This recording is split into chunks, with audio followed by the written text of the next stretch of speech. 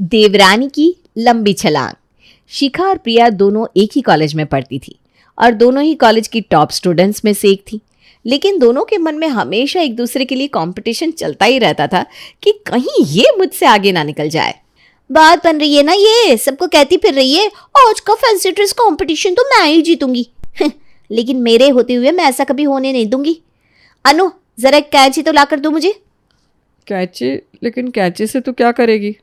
अरे तुझे जितना बोला है उतना करना। अच्छा ठीक है, देती हूँ।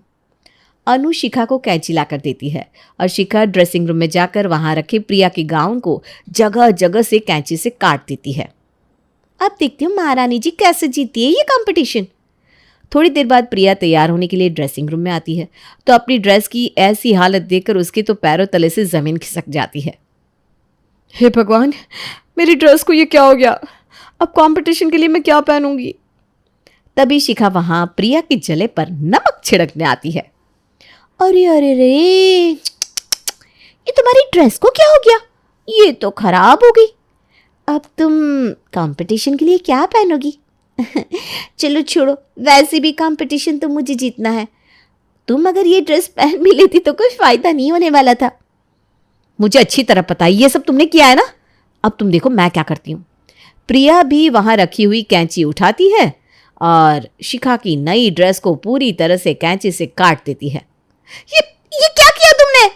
वही जैसे को तैसा, आई बड़ी मेरे साथ चीटिंग करेगी। एक दूसरे से कंपटीशन के चक्कर में दोनों ही एक दूसरे की ड्रेस खराब कर देती है और दोनों में से कोई भी कंपटीशन में पार्ट नहीं ले पाती। इसी तरह उनके बीच हर बात के लिए कंपटीशन चलता ही रहता है। कुछ सालों बाद कॉलेज खत्म होता है और दोनों की शादी हो जाती है, लेकिन अलग अलग घरों में नहीं, बल्कि संजोग से दोनों एक दूसरे की ही देवरानी जिठानी बन जाती हैं। हे भगवान, ये किसे मेरी जिठानी बना दिया? कॉलेज में भी मुझसे इतना कंपटीशन करती थी, अब ससुराल में भी पूरी जिंदगी मेरे साथ कंपटीशन रखेगी। ये बोलते हुए शिखा प्रिया के कमरे के पास से गुजर रही थी, तभी उसे अंदर से प्रिया की आवाज आती है। मुझे 9 लाख दिला तेरे ओ सैया दीवाने। 9 लाख मैं तुम्हें हमारी फर्स्ट एनिवर्सरी पर पक्का दिलाऊंगा। तब तक इनसे काम चला लो डार्लिंग। ये सोने के झुमके लाया हूं तुम्हारे लिए। ओ माय गॉड, इतने सुंदर झुमके! लोग ना इन्हें देखकर ही जेल भून जाएंगे। कितने सुंदर है। मुझे पता है ये मेरे लिए कह रही है, इससे जले मेरी ज्योति। प्रीतम भैया ने इसके लिए झुमके बनवाया ना। अब देखो मैं कैसे सतीश जी को बोलकर अपने लिए 9 लाख का हार बनवाती हूँ। शिखा प्रिया के सोने के झुमके देखकर अब अपने पति को उसके लिए 9 लाख का हार बनवाने के लिए कहती है। दोनों भाइयों का अपना बहुत अच्छा बिजनेस था, तो सतीश शिखा के कहते ही उसके लिए 9 लाख का हार बनवा देता है। अगले दिन, हाँ मेरा 9 लाख का हार कितना अच्छा लग रहा है ना प्रिया दीदी? सतीश जी ने गिफ्ट किया है मुझे, बहुत ही महंगा आया है। हाँ 9 लाख का हार तो महंगा ही आता है। कल प्रीतम जी भी मेरे लिए लेने गए थे। पहले तो कह रहे थे कि मेरे लिए एनिवर्सरी पर 9 लाख का हार खरीदेंगे, फिर उनका मन हुआ तो कल ही मेरे लिए खरीद कर ले आए। मेरा वाला ना बस तुम्हारे हार से थोड़ा सा बड़ा है, बाकी तो डिज़ाइन लगभग सेम ही है। अब ये बात सुनकर शिखा के तन बदन में आग लग जाती है। वो प्रिया के सामने झूठी हंसी हंसती हुई अपने कमरे में चली जाती है। कुछ दिन बाद प्रिया कपड़े खरीदने के लिए मार्केट गई हुई थी, तभी तुक्के से शिखा भी उसी दुकान पर कपड़े खरीदने के लिए आ जाती है। ये यहाँ पर क्या कर रही है? अच्छा, सुबह मैं सतीश जी से मार्केट जाने की बात कर रही थी तो ये मुझसे पहले ही मार्केट आ गई। कितनी चिढ़ती है ये मुझसे। नहीं भैया, ये वाली नहीं, थोड़ी महंगी साड़ी दिखाइए ना, इसकी लुक बिल्कुल अच्छी नहीं लग रही। अरे शिखा तुम यहाँ? हाँ। अरे भैया थोड़ी महंगी वाली दिखाओ ना। ये येलो वाली कितने की है? ये 4000 की है मैडम। हाँ ये ठीक लग रही है, ये वाली पैक कर दो। जी मैडम। आप बताइए आपको कैसी साड़ी देखनी है मैडम? मुझे थोड़ी अच्छी क्वालिटी की महंगी वाली साड़ी चाहिए। तो फिर आप भी ये देख लीजिए जो इन बहन जी ने ली है। अरे नहीं, थोड़ी अच्छी साड़ी चाहिए मुझे। ये सस्ती वाली है, 4000 की है ना। आप मुझे 8000 वाली दिखाइए। मेरे हस्बैंड को ना पसंद नहीं है कि मैं ऐसी सस्ती साड़ियाँ पहनूं। देखो तो ज़रा इसे, मुझे पता है ये जानबूझकर मुझे देखकर ये सब बोल रही है। आप भी ले लो ना प्रिया दीदी, थोड़ी अच्छी वाली महंगी सी साड़ी। नहीं, मुझे जो लेना था मैंने ले लिया, अब तुम खरीदो, चलती हूँ मैं। कुछ दिन बाद अरे ये घर में इतने सारे लोग कहाँ से आ रहे हैं, कौन है ये? वो रेनोवेशन वाले हैं। सोच रही हूँ अपने पोर्शन को ज़रा सुंदर सा बनवा लूँ, बहुत टाइम से रेनोवेशन नहीं हुई ना। भैया आप मेरे साथ आइए। प्रिया अपने रूम और अपने पोर्शन को पूरे 5 लाख रुपए लगाकर अच्छी तरह रेनोवेट करवाती है। अब उसे देखकर शिखा के अंदर वही कंपटीशन शुरू हो जाता है। पूरे 5 लाख लगाकर इन्होंने अपने पोर्शन को रेनोवेट करवाया है ना, अब देखो मैं 10 लाख लगाकर रेनोवेशन करवाऊंगी और ये देखती रह जाएगी। शिखा अब प्रिया से 2 कदम आगे रहने के चक्कर में पूरे 10 लाख रुपए लगाकर अपने पोर्शन को रेनोवेट करवाती है और फिर उसका शो ऑफ करने के लिए अपनी फ्रेंड्स को किटी पार्टी के बहाने घर बुलाती है। तेरा घर तो बहुत सुंदर लग रहा है शिखा, बहुत सुंदर रेनोवेशन करवाई है तूने। हाँ, तेरा घर तो प्रिया के घर से भी ज़्यादा सुंदर लग रहा है। वो तो लगेगा ही, पूरे 10 लाख रुपए लगाकर जो रेनोवेशन कराई है। बाप रे बाप, 10 लाख! जो भी हो, आज भी तू ही प्रिया से आगे है। वो तो मैं हमेशा रहूंगी। अभी तक तो कंपटीशन सिर्फ इन दोनों के बीच ही चल रहा था।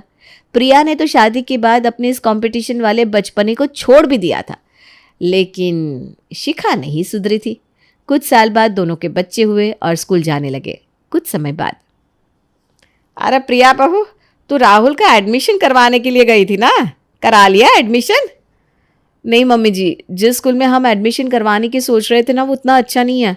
अभी मैं एक और स्कूल में बात करने गई थी, वहाँ की फ़ीस थोड़ी ज़्यादा है, लेकिन स्कूल इंटरनेशनल है, काफ़ी अच्छा है। अच्छा ऐसा है तो फिर राहुल का एडमिशन उसी स्कूल में करवा दे। मुझे अच्छी तरह पता है, मैं दक्ष का एडमिशन इंटरनेशनल स्कूल में करवाने की बात कर रही थी ना, इसीलिए इन्होंने राहुल का एडमिशन इंटरनेशनल स्कूल में करवाया है। लेकिन कोई बात नहीं, अब मैं अपने दक्ष का एडमिशन इससे भी अच्छे और महंगे स्कूल में करवाऊंगी। फिर देखती हूँ ये क्या करती है। अब इस चक्कर में शिखा अपने बेटे दक्ष के लिए उस स्कूल से भी अच्छा और महंगा स्कूल ढूंढने लगती है। उसे वैसा स्कूल मिल भी जाता है, लेकिन उनके घर से 50 किलोमीटर दूर। अरे तुम्हारा दिमाग तो खराब नहीं हो गया? 50 किलोमीटर दूर स्कूल? अरे इतनी दूर तो कोई जॉब करने जाने से पहले भी 100 बार सोचता है, और तुम दक्ष को इतनी दूर स्कूल भेजना चाहती हो? तो क्या हो गया, दक्ष को कौन सा मेट्रो में धक्के खाते हुए स्कूल में जाना है? स्कूल बस उसे लेने आएगी और घर छोड़कर चली जाएगी। अरे लेकिन सुबह 6 बजे से उसे बस लेने आएगी और 4 बजे छोड़ने आएगी, और अगर ट्रैफिक हुआ तो और लेट। हमारे यहाँ पर भी तो इतने अच्छे स्कूल्स हैं। प्रिया भाभी ने जिस स्कूल में राहुल का एडमिशन कराया है, हम भी उसी स्कूल में दक्ष का एडमिशन करवा देते हैं। नहीं, मैंने जो सोच लिया वो सोच लिया। मेरा दक्ष उसी स्कूल में पढ़ेगा और ये बिल्कुल फाइनल है। सतीश प्रिया को समझाने की बहुत कोशिश करता है, लेकिन वो जिद में दक्ष का एडमिशन 50 किलोमीटर दूर उसी स्कूल में करवा देती है। अब दक्ष बेचारे को हर रोज स्कूल के चक्कर में बहुत जल्दी उठना पड़ता, जिससे वो परेशान हो जाता है। अरे कब तक सोता रहेगा, स्कूल नहीं जाना है क्या? चल जल्दी से उठ। बहुत नींद आ रही है मम्मी, थोड़ी देर और सोने दो ना। और रोज आप मुझे 4:30 बजे उठा देती हो, फिर मैं शाम को भी स्कूल से इतनी लेट घर आता हूँ। हाँ तो कौन सा पैदल चलकर घर आता है, बस में बैठकर आता है ना। चल जल्दी से उठ, तब तक मैं तेरे लिए नाश्ता बनाकर लाती हूँ। दक्ष बेचारा आधी अधूरी नींद में उठकर स्कूल के लिए तैयार होता है, और हर रोज इतनी जल्दी उठने के चक्कर में उसकी नींद भी पूरी नहीं हो पाती। कुछ दिन बाद, अरे राहुल बेटा, अभी थोड़ी देर पहले ही तो तू स्कूल से आया, अभी दोबारा ये बैग टांग कर कहाँ जा रहा है? ट्यूशन जा रहा हूँ दादी, मेरी मैथ्स थोड़ी वीक है ना, तो मम्मा ने अब मेरा ट्यूशन लगवाया है। अच्छा अच्छा, चलो ठीक है बेटा, अच्छे से पढ़ना। हाँ, और कुछ समझ ना आए तो टीचर से दोबारा पूछ लेना। जी दादी। मेरा बेटा इनके बेटे से ज़्यादा अच्छे स्कूल में पढ़ता है, तो इन्होंने अपने बेटे को दक्ष से आगे निकालने के लिए उसका ट्यूशन लगवा दिया। अरे कोई बात नहीं, अब मैं भी दक्ष को ट्यूशन भेजूंगी, तब देखूंगी कैसे इनका बेटा मेरे बेटे से अच्छा मार्क्स लाता है। एक तो पहले ही बेचारा दक्ष शाम को इतनी देर से स्कूल से घर आता था, ऊपर से अब शिखा स्कूल के बाद उसे 2 घंटे की ट्यूशन क्लासेस भी ज्वाइन करवा देती है। मम्मा आपने मेरा ट्यूशन क्यों लगवाया? मैं पहले स्कूल से इतनी देर से घर आता हूँ, फिर 2 घंटे की ट्यूशन के बाद मेरा पूरा दिन निकल जाता है, थोड़ी देर खेल भी नहीं पाता मैं। तेरे स्कूल में स्पोर्ट्स पीरियड होते हैं ना खेलने के लिए, उतने में तेरा मन नहीं भरता जो अब घर आकर भी खेलना है? चुपचाप पढ़ाई में ध्यान लगा, क्लास में फर्स्ट आना है तुझे। शिखा दिन पर दिन दक्ष को राहुल से आगे निकालने के चक्कर में उस पर पढ़ाई का प्रेशर डालती जाती है, जिससे दक्ष बहुत परेशान हो जाता है। कुछ दिन बाद, अच्छा सुन, अपने साथ ना ये थोड़ा नाश्ता भी ले जा, खेलते खेलते बीच में भूख लगे तो खा लेना। अरे ये क्रिकेट के कपड़े पहनकर राहुल कहाँ जा रहा है? गली में कोई मैच है क्या इन लोगों का? नहीं चाची, गली में मैच नहीं है। मुझे क्रिकेट में इंटरेस्ट है और मैंने स्कूल में भी क्रिकेट एकेडमी ज्वाइन की है, तो बस अब क्रिकेट प्रैक्टिस के लिए एकेडमी में जा रहा हूँ। अच्छा, ये सोच रही है कि पढ़ाई में तो अपने बेटे को मेरे दक्ष से आगे निकाल नहीं पाएंगी, तो क्रिकेट एकेडमी ज्वाइन कर दी। कोई बात नहीं, अब मैं भी दक्ष को इससे भी अच्छी वाली स्पोर्ट्स एकेडमी ज्वाइन करवाऊंगी। फिर देखती हूँ कैसे ये अपने बेटे को मेरे बेटे से आगे निकालेगी। इस चिढ़ में शिखा अब दक्ष के पास स्कूल और ट्यूशन के बाद बचे हुए थोड़े से टाइम में भी उसका स्पोर्ट्स एकेडमी में एडमिशन करवा देती है, जिससे ना तो दक्ष ठीक से अपनी पढ़ाई पर ध्यान दे पाता है और पूरा दिन स्कूल और ट्यूशन में पढ़ पढ़ कर इतना थक जाता है कि एकेडमी में ठीक से खेल भी नहीं पाता। मम्मी, आपने क्यों मुझे स्पोर्ट्स एकेडमी ज्वाइन कराई? मैं स्कूल और ट्यूशन के बाद एकेडमी नहीं जा सकता। अब समझती क्यों नहीं हो? मैं पहले से ही कितना थक जाता हूँ। अच्छा, पहले तो मुझे बोल रहा था अब मुझे खेलने का टाइम नहीं देती, अब तेरे खेलने के लिए तुझे एकेडमी ज्वाइन कराई है तो नखरे कर रहा है। अच्छे से वहां पर स्पोर्ट्स की प्रैक्टिस कर, 3 महीने बाद मैच है और उसमें तुझे गोल्ड मेडल लेकर आना है। दक्ष बहुत परेशान हो जाता है। कुछ दिन बाद राहुल अपने घर के पीछे वाले आंगन में अपनी बॉलिंग प्रैक्टिस कर रहा था, तभी वो दक्ष को देखता है। अरे क्या हुआ दक्ष, इतना परेशान क्यों लग रहा है? चाची ने डांटा है क्या? नहीं, मैं बहुत थक गया हूँ। पहले इतनी दूर स्कूल, फिर 2 घंटे का ट्यूशन, फिर 2 घंटे की एकेडमी में कोचिंग। मेरा तो आज ट्यूशन जाने का बिल्कुल मन नहीं कर रहा। अरे तो क्या हुआ, अगर एक दिन ट्यूशन जाने का मन नहीं कर रहा तो छुट्टी कर ले। आजा, आज हम दोनों साथ में क्रिकेट खेलते हैं। वैसे भी हमने इतने टाइम से साथ में खेला भी नहीं है। दक्ष बहुत खुश होता है और राहुल के साथ क्रिकेट खेलने लगता है। तभी शिखा को बाहर से उन दोनों के खेलने की आवाज़ आती है। उसे कुछ शक होता है और वो बाहर आकर देखती है तो दक्ष को वहाँ क्रिकेट खेलते देखकर आग बुबली हो जाती है। तू तो 1 घंटे पहले ट्यूशन जाने के लिए निकला था ना, और यहाँ पर क्रिकेट खेल रहा है? पढ़ाई पर तो बिल्कुल ध्यान नहीं है। जा और वहां हाथ ऊपर करके खड़ा हो जा, चल। लेकिन चाची, शिखा के चिल्लाने की आवाज़ सुनकर प्रिया भी वहां आती है और दक्ष को हाथ ऊपर करके कोने में खड़े हुए देखती है। अरे दक्ष, तू इस तरह हाथ ऊपर करके क्यों खड़ा है, जैसे किसी ने तुझे कोई पनिशमेंट दी हो? हाँ, दी है पनिशमेंट। मुझे लगा ये ट्यूशन गया है, लेकिन ये यहाँ राहुल के साथ क्रिकेट खेल रहा था। अरे तो क्या हो गया शिखा, बेचारा दक्ष सुबह से शाम तक स्कूल, ट्यूशन और एकेडमी में ही तो रहता है। आज जाने का मन नहीं होगा तो राहुल के साथ खेल लिया, क्या हो गया? आप ना रहने दो, अब तो चाहती नहीं हो कि मेरा बेटा पढ़ लिख कर आगे निकले। पहले कॉलेज में मुझसे जलती थी, अब मेरे बेटे से जलती हो। अरे तू चल अंदर, चल मेरे साथ, बताती हूँ तुझे। अरे शिखा, ये सब क्या बोल रही हो तुम? पर शिखा प्रिया की बात का कोई जवाब नहीं देती और गुस्से में दक्ष को खींचते हुए घर के अंदर ले जाती है। कुछ दिनों बाद, ये कैसे मार्क्स लेकर आया है तू? हाँ, कैसे लाया है मार्क्स? इतने महंगे इंटरनेशनल स्कूल में तेरा एडमिशन कराया, इतनी अच्छी कोचिंग में भेजती हूँ, उसके बाद भी क्लास में 3rd आया तू। तभी राहुल मिठाई का डब्बा लेकर आता है। ये लो चाची मिठाई, मैं क्लास में फर्स्ट आया हूँ। राहुल मिठाई का डिब्बा देकर वहां से चला जाता है। देख इसे, देख, ये क्या तुझसे ज्यादा अच्छे स्कूल और ट्यूशन में जाता है जो तुझसे अच्छे मार्क्स आए हैं इसके? पढ़ाई में बिल्कुल ध्यान नहीं है तेरा। आज तुझे खाना नहीं मिलेगा, तब जाके तेरी अकल ठिकाने आएगी। अभी के अभी जाकर पढ़ने बैठ, और अगर रात को मुझे सब कुछ अच्छी तरह नहीं सुनाया ना तो तेरी खैर नहीं। शिखा दक्ष को खाना भी नहीं देती, वो बेचारा रोते हुए पढ़ाई करता रहता है। शिखा रात को उससे चैप्टर का टेस्ट लेती है, जिसमें उसका एक आंसर गलत हो जाता है।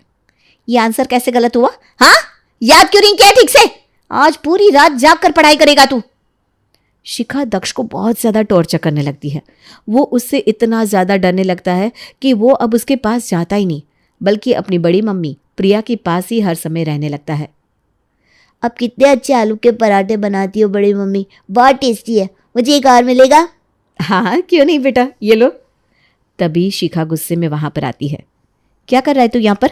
हाँ, तेरे लिए खाना लेकर आई थी ना मैं, वो खाया नहीं तूने और यहाँ बैठकर आलू के पराठे खा रहा है। क्या जताना चाहता है सबको कि मैं तुझे खाना नहीं देती? अरे शिखा, ऐसा क्यों बोल रही हो?